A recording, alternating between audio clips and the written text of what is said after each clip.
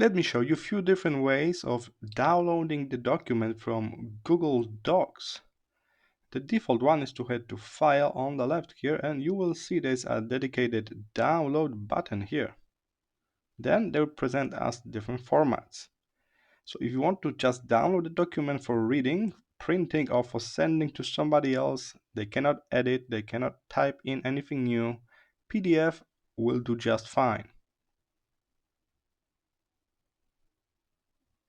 And here it is. But what if you still want to make changes, edit the document later? You could get yourself a Word document because there's no native offline document for Google Docs.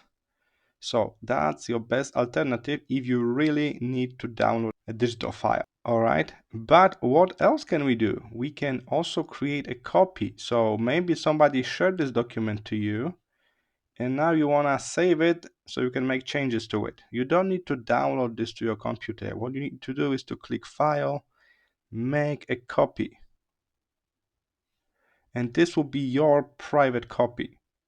Now you can make all of the changes you need and nobody else except you will see them before you share or export as PDF. All right, so usually that's the case. Usually all we need is to make a copy so we can continue editing in Google Docs.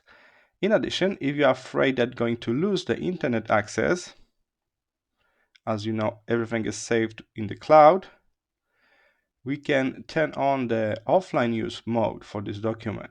Click File, Make Available Offline.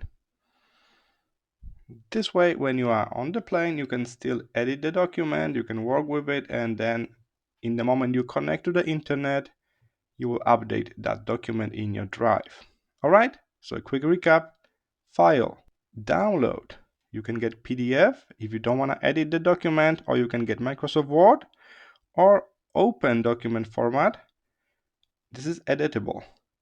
But most of us just need to make a copy so we can continue on working in Google Docs.